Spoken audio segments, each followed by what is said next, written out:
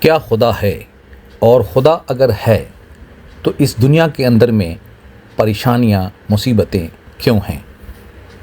دوستوں، یہ ایک ایسا سوال ہے کہ یہ سوال ہر کسی کے ذہن میں آتا ہے، چاہے وہ انسان اپنے مذہب سے بلونگ کرتا ہو یا وہ انسان ایتھیسٹ ہو، ناستک ہو، ہر کسی کے اندر میں یہ سوال کبھی نہ کبھی کسی نہ کسی موڑ پہ ابھرتے رہتے ہیں کہ خدا کا وجود اس دنیا میں ہے یا نہیں ہے؟ اگر ہے تو پھر اس دنیا کے اندر میں انسانوں کی زندگی میں پریشانیاں اور مصیبتیں کیوں ہیں؟ دوستوں، میں عمران نعمان پچھلے 15 سالوں سے اسی بات پر ریسرچ کر رہا ہوں کہ اس دنیا کے اندر میں اگر خدا کا وجود ہے تو دنیا کے اندر میں پریشانیاں اور مصیبتیں کیوں آتی ہیں؟ کیا یہ خدا کے طرف سے ہے یا یہ انسانوں کے اپنے وجہ سے ہے؟ چلیں اب اس جواب کا شروعات کرتے ہیں۔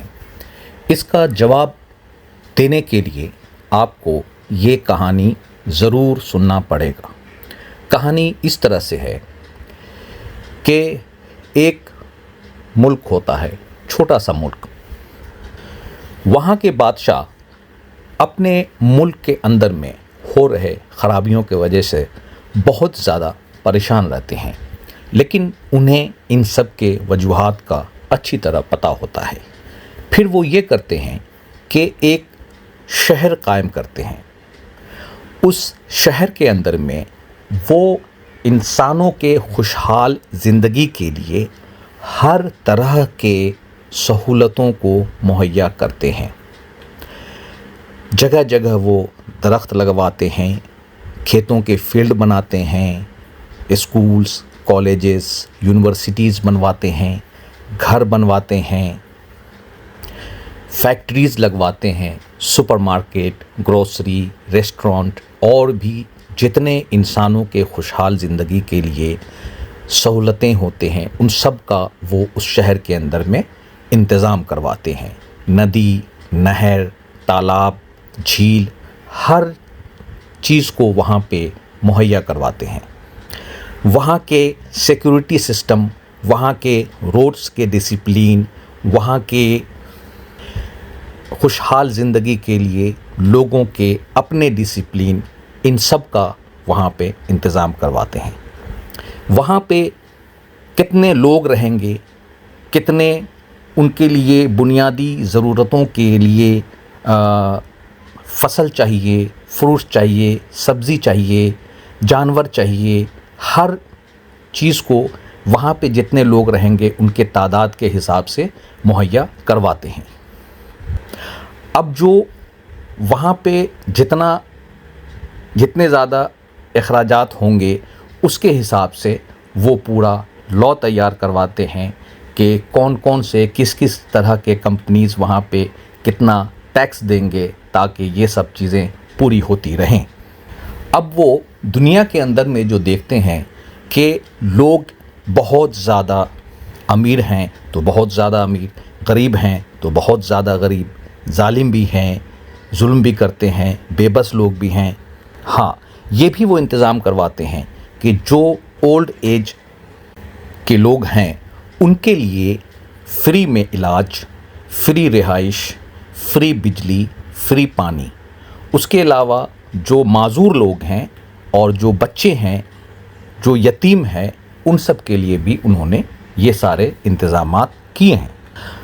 اب ان کا کہنا یہ ہے کہ اگر اس ملک کے اندر میں لوگ آ کر کے رہیں، ایمانداری سے رہیں، ایک دوسروں کا خیال کریں، کسی کا مال ہڑپے نہیں، جو بھی چیزیں ہیں وہ ایمانداری کے ساتھ اچھے حالات میں بیچیں، ملاوٹ نہ کریں اور ایمانداری سے ٹیکس بھی پے کریں اور ہمدردی کے ساتھ رہیں، برائی نہ کریں، برائی نہ پھیلے، حسد نہ ہو، جلن نہ ہو، آپس میں لڑائی نہ ہو، تو خود بخود لوگوں کو یہ چیزیں ملیں گی۔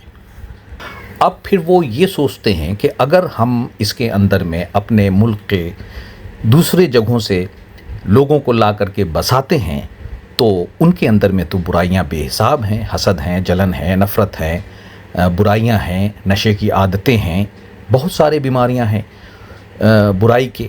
तो ये लोग तो पूरा मुल्क के निज़ाम को तिरहम बरहम कर देंगे।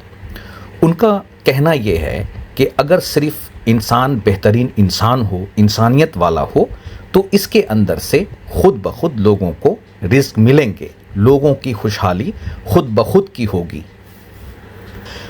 तो इसलिए लोगों को यहाँ बसाने से पहले वो एक बुकलेट लिखते हैं कि उस शहर में किस तरह से लोग आपस में मिलजुल कर रहेंगे।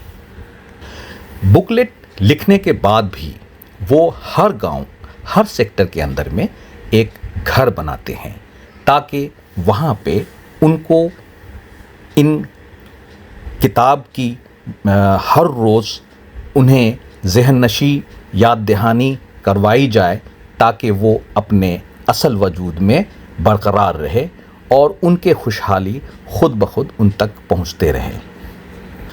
अब दोस्तों, मैं आपको ये, अगर आप खुदा को नहीं भी मानते हैं तो ये मैं आपको यकीन दिलाने के लिए कह रहा हूँ कि आप ये यकीन करें, चलें फ़र्ज़ ही कर लें कि खुदा ने जब इस दुनिया को बनाया, इस दुनिया में जब इंसान नहीं थे तो दुनिया तो इसी तरह से बने कि इसके अंदर में कितने इंसान आते रहेंगे, उनके लिए ज़मीनें, घर बनाने के सहूलतें, उनके लिए पानी, नदियाँ, समंदर, सफ़र करने के लिए भी, उनके लिए खाने के लिए मछलियाँ, खाने के जानवर, उसके साथ साथ उनके लिए दवाएं, और जितने भी इंसान आते रहेंगे, जाते रहेंगे और उनके तादाद के हिसाब से खाने के सामान भी उपजते रहेंगे, लोग खाते रहेंगे, फिर से निकलते रहेंगे। लोगों को ऑक्सीजन उसके नाक के नीचे रख कर के दिया। उसके बाद सूरज की गर्मी, यानी कि आप इंसान से पहले इस दुनिया को देखें। उसके बाद खुदा ने जन्नत को बनाया। जन्नत को बनाया तो जन्नत जो है वो हर इंसान उस जन्नत के मालिक होंगे, उस जन्नत के रूलर होंगे, उस जन्नत के अंदर में बेहिसाब फ़ख्र के साथ रहने वाले होंगे। बेहतरीन शहंशाह बादशाहों जैसा उनको सहूलत मिलेगा।